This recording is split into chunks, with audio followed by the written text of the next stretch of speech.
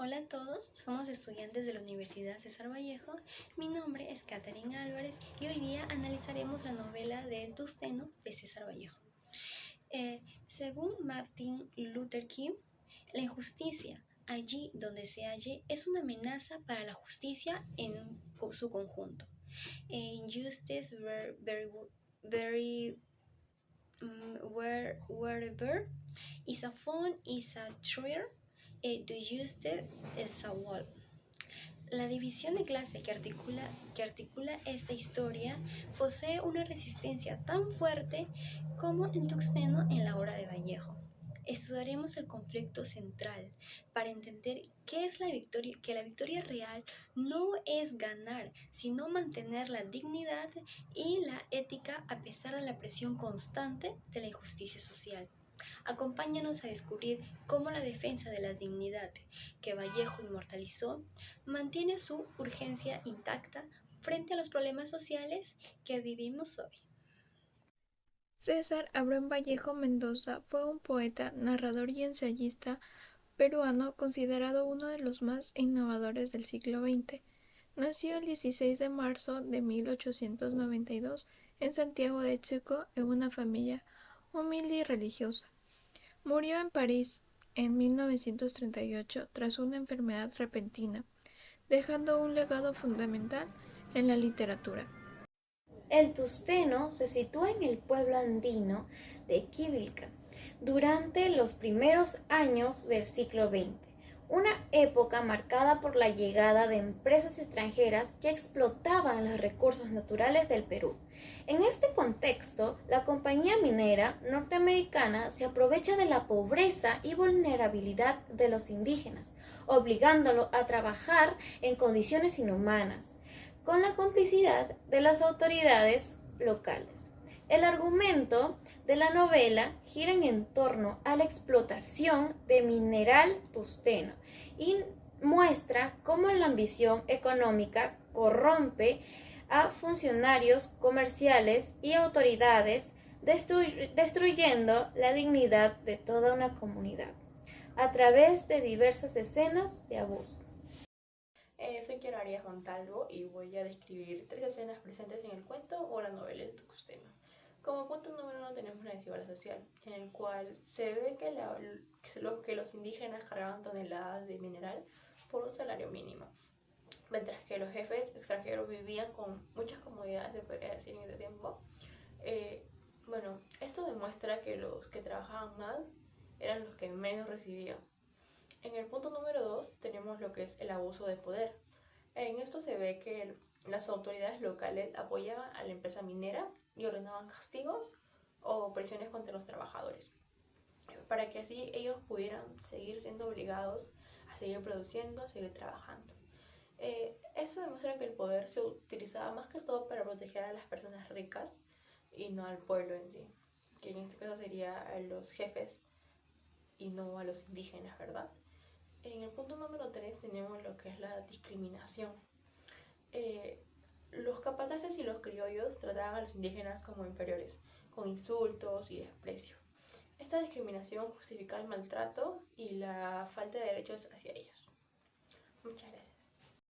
En la novela El Tungsteno, César Vallejo denuncia la explotación laboral extrema perpetrada por la empresa minera norteamericana Cerro de Pasco Corporation sobre los trabajadores indígenas y campesinos del Perú. Vallejo expone cómo el sistema económico colonialista convierte a los trabajadores en recursos descartables para producir tungsteno, un mineral estratégico para la industria y la guerra. Es decir, el poder económico se impone sobre la dignidad humana y destruye comunidades enteras.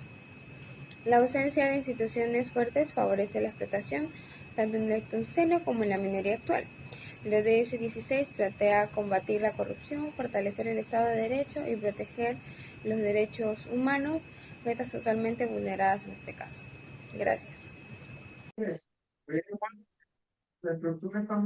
Buenas tardes, profesor Miguel Paches Almeida. Buenas tardes, compañeros. El día de hoy vamos a proceder con la entrevista.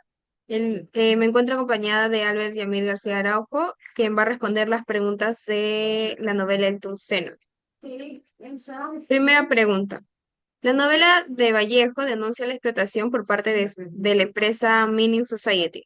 Hoy en día las empresas extractivas operan bajo marcos legales modernos. ¿En qué aspectos o prácticas actuales podemos ver que el esquema de explotación, corrupción y despojo descrito por Vallejo en 1931 persiste bajo el nuevo disfraz legal o corporativo?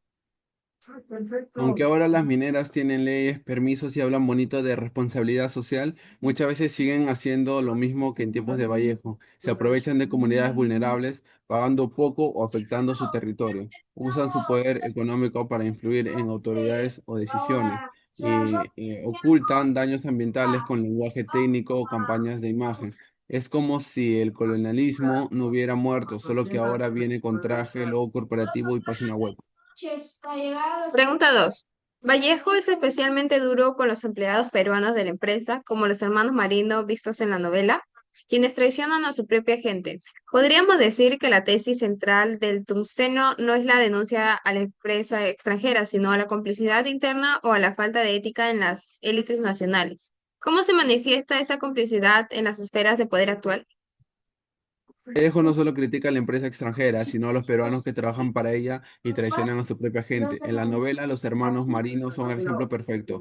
Hoy esa complicidad se ve cuando políticos peruanos firman contratos que solo benefician a empresas, medios de comunicación ignoran abusos porque reciben dinero, personas con poder prefieren quedar bien con los de arriba que defender al pueblo. Es como si Vallejo dijera, el problema no es solo el extranjero, sino quienes desde adentro permiten que eso pase. El conflicto central de la novela es por un recurso mineral. En la actualidad, las zonas de extracción siguen siendo focos de tensión social. ¿Cómo puede ayudarnos el tungsteno a extender la raíz moral de los conflictos socioambientales contemporáneos? En otras palabras, ¿cuál es el costo real en términos de dignidad y tejido social que la novela nos obliga a calcular? El tungsteno muestra que los conflictos no son solo por tierra o dinero, sino por dignidad. Hoy pasa igual, las comunidades luchan porque sienten que les quitan lo que es suyo, no los escuchan, los tratan como si valieran menos. La novela nos hace pensar que el verdadero daño no es solo ambiental, sino moral, rompe familias, divide comunidades y destruye la confianza entre la gente. En la novela, pregunta 4. En la novela, la ley y la autoridad son herramientas al servicio del poder económico. ¿Considera usted que la sensación de impunidad y la desconfianza en la justicia que Vallejo captura en la ficción andina se asemejan al sentimiento de vulnerabilidad que hoy experimentan las comunidades afectadas por proyectos extractivos o la corrupción a gran escala? En la novela, la policía y las autoridades están compradas. ¿Suena familiar? Lamentablemente sí. Muchas comunidades hoy sienten que la justicia nunca llega, que la corrupción manda, que si una empresa poderosa hace daño, no pasa nada. Vallejo muestra esa sensación de estamos solos, que todavía viven muchas personas afectadas por minería o escándalos de corrupción. Pregunta 5. Las mujeres en el tungsteno sufren una doble opresión, por clase y por género. Ejemplo, la violación de Graciela. ¿De qué manera utiliza Vallejo la figura femenina específicamente en el sufrimiento de la mujer andina, no solo para denunciar la injusticia, la injusticia particular, sino para cimentar la base ética de su mensaje revolucionario de solidaridad?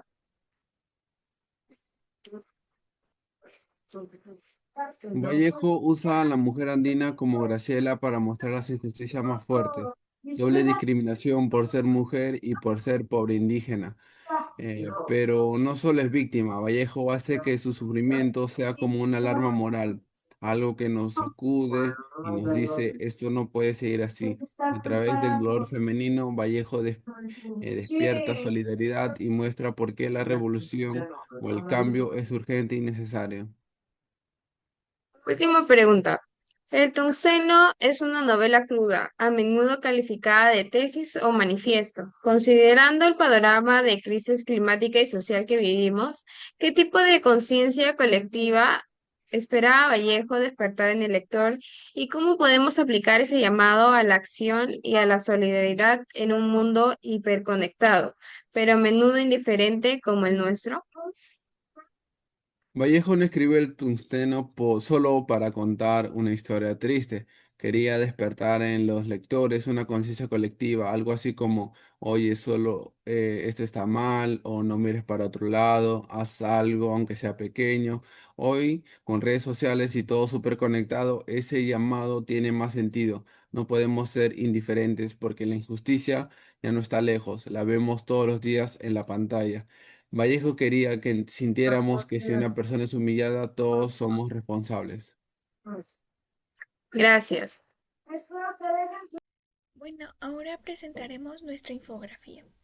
La infografía muestra un análisis claro y profundo del cuento de la liberación de César Vallejo, relacionándolo de manera efectiva con una noticia actual sobre el rescate de víctimas de trata de personas.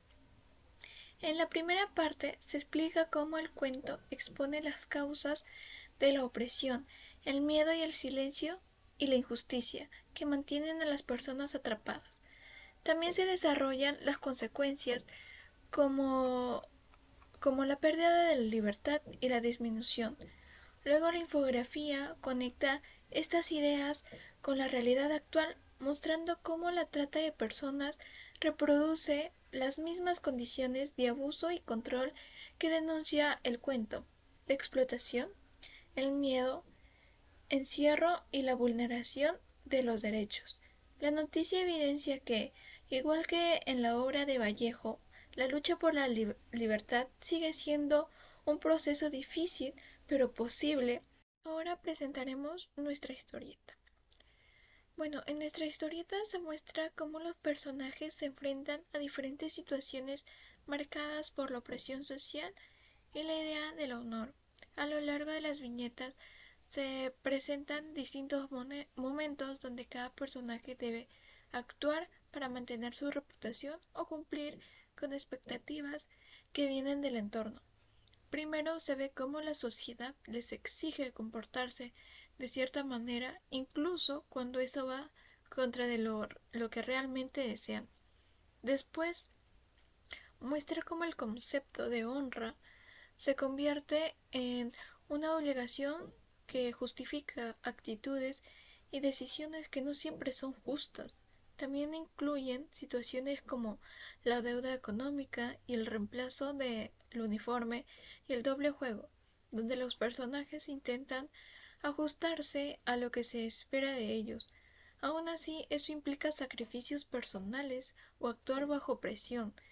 En conclusión, la trama refleja cómo el honor puede convertirse en una carga que influye en cada acción, mostrando los conflictos internos y las dificultades que enfrentan los personajes para cumplir con lo que la sociedad demanda. Agradecemos profundamente al entrevistado por compartir su valiosa perspectiva sobre el simbolismo del tuxteno, lo que enriqueció nuestro entendimiento de la novela. La novela y las aportaciones del entrevistado nos obliga a confrontar una verdad esencial. La victoria de la humanidad no está en la explotación brutal, sino en la solidaridad y la integridad. La dureza inquebrantable del tungsteno en la mina nos revela la dureza de la injusticia social que el Perú padece. Una injusticia que se niega a fundirse ante el sufrimiento obrero.